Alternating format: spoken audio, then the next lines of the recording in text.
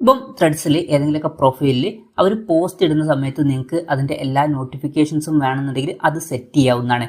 ഈ ഒരു വീഡിയോയിൽ നമ്മൾ നോക്കാൻ പോകുന്നത് ഒരു പ്രൊഫൈലിൽ പോസ്റ്റ് ഒക്കെ ഇടുമ്പോൾ എല്ലാ നോട്ടിഫിക്കേഷൻസും കാര്യങ്ങളൊക്കെ എങ്ങനെ നമുക്ക് ലഭിക്കാം എന്നുള്ളതിനെ കുറിച്ചിട്ടാണ്. അതിന് വേണ്ടിയിട്ട് ത്രെഡ്സ് ആപ്ലിക്കേഷൻ ഓപ്പൺ ചെയ്യുക. ഓപ്പൺ ചെയ്തതിന് ശേഷം ഏത് പ്രൊഫൈലിൽ പോസ്റ്റ് ഇടുമ്പോഴാണോ നിങ്ങൾക്ക് നോട്ടിഫിക്കേഷൻസും കാര്യങ്ങളൊക്കെ വേണ്ടത് ആ ഒരു പ്രൊഫൈൽ സെലക്ട് ചെയ്യുക. ഒരു എക്സാമ്പിളിന് എനിക്ക് ഈ ഒരു പ്രൊഫൈലാണ് വേണ്ടതെന്ന് വിചാരിക്കുക.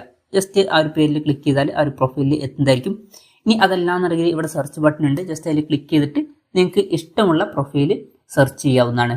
ഇപ്പം ഞാൻ ഒരു എക്സാമ്പിളിന് ഈ ഒരു പ്രൊഫൈൽ സെലക്ട് ചെയ്തിട്ടുണ്ട്. ഇനി ഇതിൽ നിന്ന് വരുന്ന എല്ലാ നോട്ടിഫിക്കേഷൻസും എനിക്ക് വേണം എന്നുണ്ടെങ്കിൽ ഇവിടെ മുകളിൽ ഒരു നോട്ടിഫിക്കേഷൻ ബട്ടൺ കാണാൻ പറ്റും. ജസ്റ്റ് അതിൽ ക്ലിക്ക് ചെയ്യുക.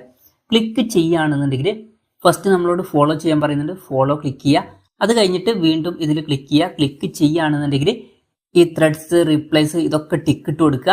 അപ്പം അതിനുശേഷം ഇവർ ഒരു ത്രെഡൊക്കെ പോസ്റ്റ് ചെയ്യുന്ന സമയത്ത് അതിൻ്റെ നോട്ടിഫിക്കേഷനും കാര്യങ്ങളൊക്കെ നമുക്ക് ലഭിക്കുന്നതായിരിക്കും. അതുപോലെ തന്നെ പുഷ് നോട്ടിഫിക്കേഷൻസ് ഒക്കെ ഓൺ ആക്കി കൊടുക്കുക.